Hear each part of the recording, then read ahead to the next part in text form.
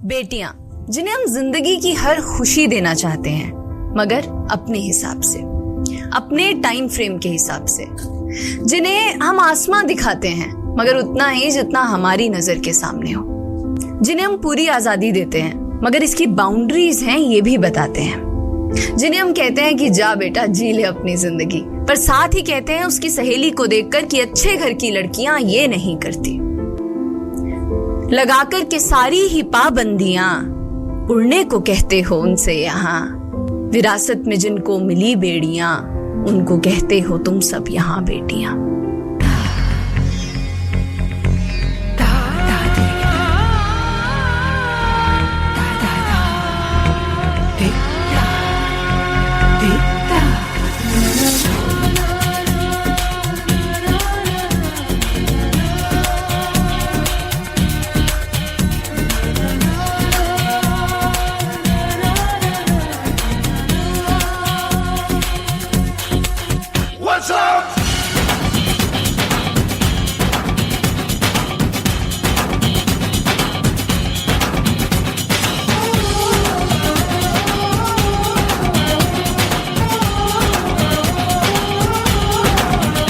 चले जैसे हवाएं सनन सनन, उड़े जैसे परिंदे गगन गगन, जाए तितलियां जैसे चमन चमन, घूमूं मैं भी मगन मगन।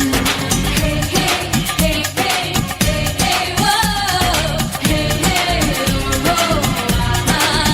एक वक्त था जब यही कह के समाज औरतों को पढ़ाई के लायक नहीं समझता था। आज भी ज्यादातर लोग यही समझते हैं।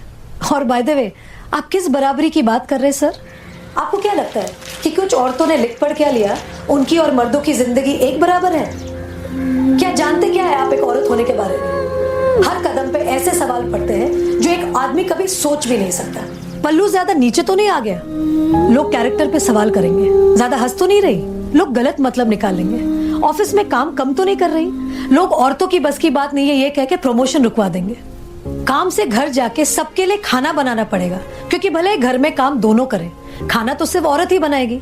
आदमी रात भर काम करे तो घर वाले कहते हैं हाय कितना काम करना पड़ता है बेचारे को। औरत रात भर काम करे, ऐसा कौन सा काम आ गया जो रात भर करना पड़ता है? इसके अलावा हमें रोज ऐसी चीजों के बारे में सोचना पड़ता है जो सिर्फ और सिर्फ एक औरत ही समझ सकती है। ब्रा का स्ट्रैप तो नहीं दिख रहा, वो जो तब से घूर रहा है कुछ उल्टा सीधा तो नहीं करेगा?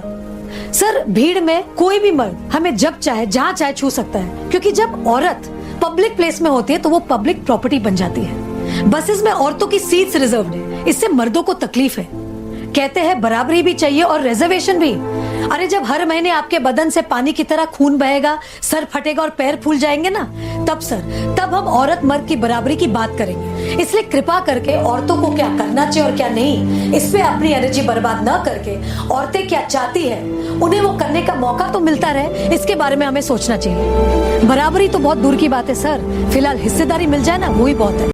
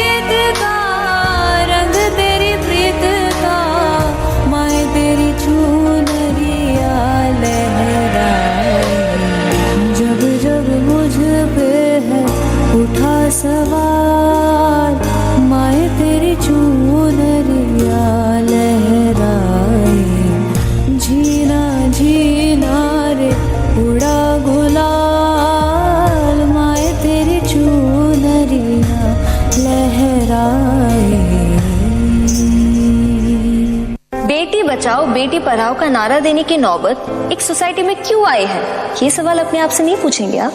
हमारे पेरेंट्स कर्जा उठाते तो बेटों की पढ़ाई के लिए और बेटियों की विदाई के लिए।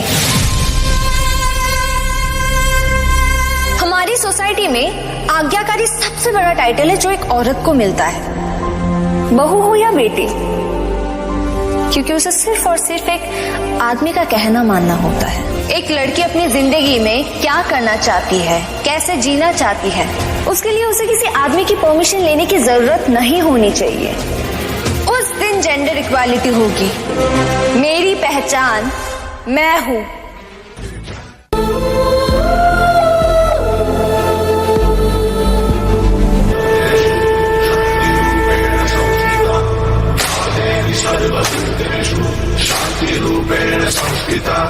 आज से अब से आन मेरी मैं तुमको ना छूने दूंगी, जान को चाहे चलनी कर दो मान को ना छूने दूंगी। छू के देखो दिल मेरा तुम्हें दिल में अपने बदलूंगी, पर छेड़ के देखो तुम मुझको मैं तुमको नहीं छोड़ूंगी, मैं तुमको नहीं छोड़ूंगी, तुमको नहीं छोड़ूंगी।